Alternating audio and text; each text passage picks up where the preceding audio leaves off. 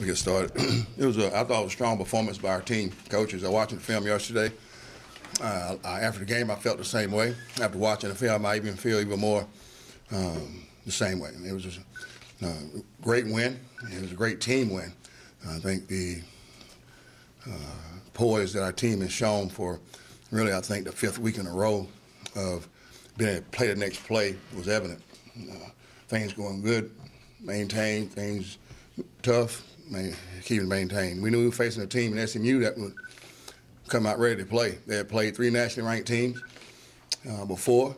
That's a June Jones made-up team. Quarterback offensively, Tom Mason on defense. Again, we've based our defensive thought process after facing Tom here a few years back. So it was great to get the win. First win in the American Conference, an inaugural win. It was great to get that behind us. Commissioner Oresco, Coach Confer, being able to be around our program, around our team, and got a chance to see him. Neither Shane nor I knew about the record going into the game, but I got to take a special moment for that, for Shane breaking the record. What a tremendous feat. I think Shane, after the game, I don't know, I haven't read anything of that, but I'm sure he gave recognition to his teammates first. That's what Shane is. I'm sure he congratulated receivers for being able to catch, and you always have to catch, and also his offensive line, I imagine. But a lot of great quarterbacks in this program, from David to Jeff to all the guys in front. And so Shane breaking that was and he does deserve the recognition. But I think Shane, again, exemplifies what we talk about here, and that's team first and last and always. So it was great to get it, and we'll keep getting ready this week. I thought offense did a good job of explosive plays again. We had 12. In the red zone, we've done a pretty good job of that. We were 6 for 6 in the red zone. I thought our play yards per play average with no turnovers, we aimed for that. And, so we had 8 yards per play, and the guys show a lot of maturity, again, like I mentioned, forward and poise, and doing the few adverse offensively. Defensively, we go into the game, control the runs. We did that. Most of the yardage came on the quarterback scrambles there late, but 2.8 per yard rush, three or less is considered great. I thought our third down percentage was also very good. SMU did a good job converting on 4th down, 5 out of 6. And so it's hard to stop a 4th down, but we'll keep working on that. We had 21 what we call make a difference plays by our defense. Special teams, Warren Harvey had 5 touchbacks, did a great job. Great snap, great protection, great hold, great kick on that one. We had to get a field goal to give us. And Justin Hardy, 10 yards per return. And we saw some young kids still, 15 young kids, first-year guys playing on special teams step up. So South Florida looking forward to another American Conference game this week. Willie Taggart's a really good football coach. He'll have his team ready to go. We have to continue to do the same thing we've done each year, each week, and we get ready for him. So questions? When you first met Shane, what about him made you say, hey, this could be the next quarterback of my team? When B.J. Simmons called us about him, B.J. knew what this offense needed. B.J. knew how we were as coaches. Lincoln at the time was a student assistant. B.J. was behind Cliff Kingsbury. So in this offense, if you're patient, you wait your turn. It was hard for B.J. because B.J. was one of the best quarterbacks coming out of Texas high school at that time. So B.J. was one who waited his turn.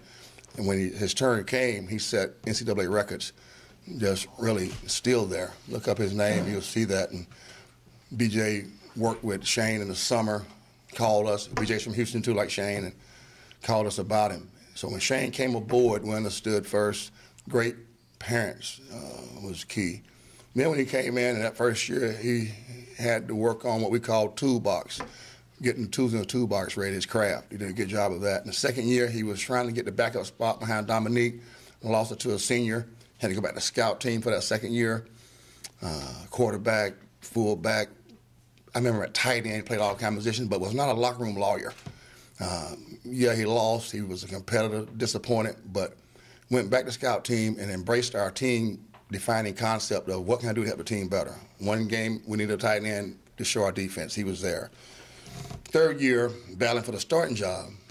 Got hurt in the spring, came back in the fall, battled, nip and tuck. Lincoln divided the reps evenly, went with a guy who had game experience. Shane disappointed. Still didn't become a locker room lawyer. Still thought team wait his opportunity. So here comes where you play, the next play comes into play. Not just on the field, but if he was not prepared mentally or not prepared physically, when his opportunity came against South Carolina, he would have not been ready. First pass, threw a pick. Lincoln crawled him, got after him, didn't flinch, came back out, ended up having a great game and finished off the quarterback of our offense, and after that year became the quarterback of our team. So Shane's, he exudes and exemplifies what we want here. Of team is first, last, and always. Everything revolves around that first, and be able to focus on your mission and vision and not waver from that. So, good question.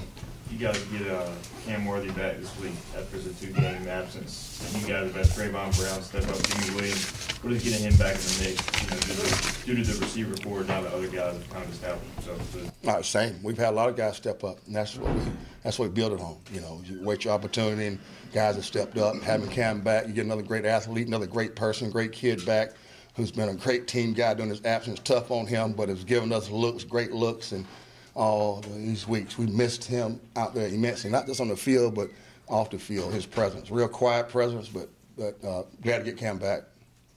What were your conversations with Mike Oresco like this week? And obviously you've had a lot of them already, but to have him back and, again, see this environment on a game day and with a lot of positive things going on, what was it like, and what were your conversations with him like? It was great to see him.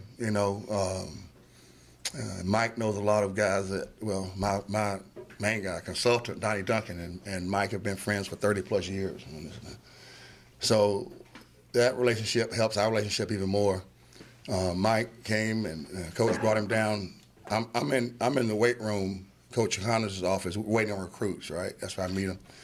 So Coach knew the schedule. He brought him down. We talked for 5 or 10 minutes, maybe more, but just on how proud he was of what we were doing here. He was happy to be a part of the atmosphere second. I think he was in the parade. That's pretty good. Parade marshal.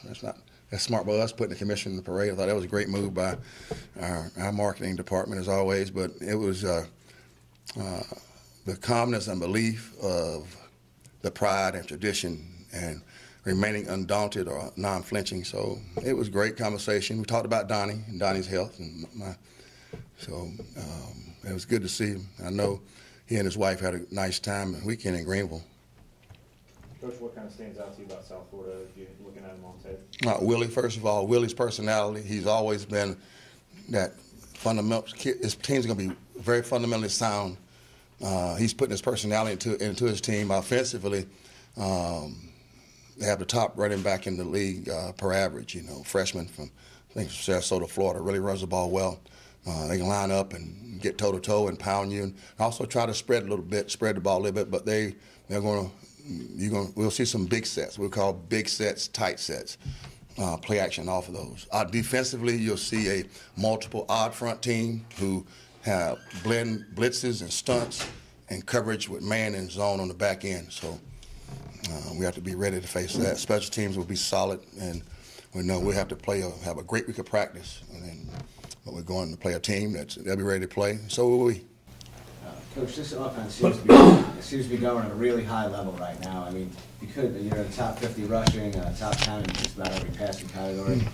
Is this the best offense so far that you've seen? And what are they doing well right now? What do you see them? Well, I don't know if it's the best. Maybe in a couple of months we'll see how when it's all said and done, where they are. But I like the way they're operating. I think Lincoln and the staff done a great job of keeping it simple. Even though we've got guys who've been in offense and been around, we can add some things, but going back to making sure we play fast, that's the biggest thing, and execution. I think they're communicating well. I think up front, which at the beginning of the season people thought would be a weakness, is now beginning to become a strength for us up front with those 5 guys, and we really got about 8 to 9 guys roll up front. But, just playing 11-man football, understanding distribution of the football, understanding everything revolves around not one person. It revolves around all 11. So I think they're doing that the best.